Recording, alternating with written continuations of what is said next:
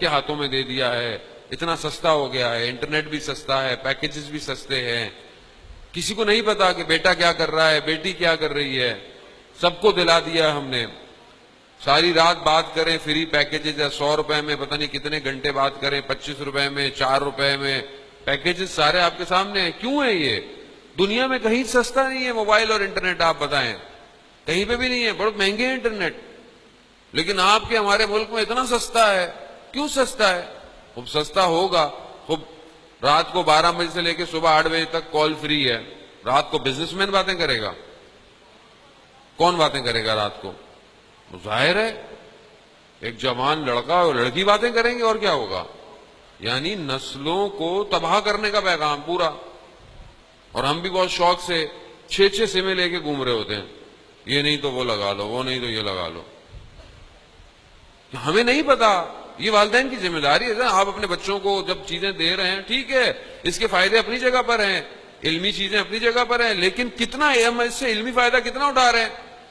ہمارے یہاں کتنے ریسرچ اسکالر پیدا ہو گئے.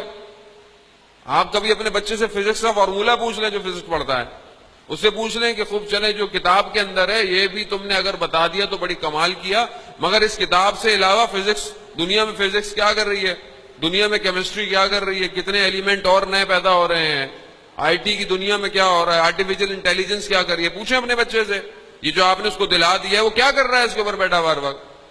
وہ کم از کم کچھ علمی کام سیکھے، کوئی ڈاکیومنٹری سیکھے، کوئی چیز سیکھے، کچھ معاشرے کی اصلاح سیکھے کہ کیسے میں اپنے محلے گلی کو خوبصورت کر سکتا ہوں، کیسے درخت لگ سکتے ہیں، کیسے صفائی ہو سکتی ہے، کیسے نکاسی کا نظام بہتر ہو سکتا ہے. مگر سارا کام حکومت کا ہے کیا؟ تو ہم کر کیا رہے ہیں؟ گیم کھیل رہے ہیں بیٹھے ہوئے. کینڈی کرش کھیل رہی ہے دنیا بیٹھی ہوئی، ٹافیاں توڑ رہی ہے.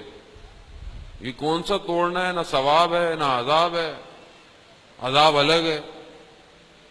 بڑے بڑے لوگ بیٹھے ہوئے ہیں، آن لائن گیم ہے، کروڑوں روپے کما لیے، 1 روپے بھی نہیں مل رہا ان میں سے.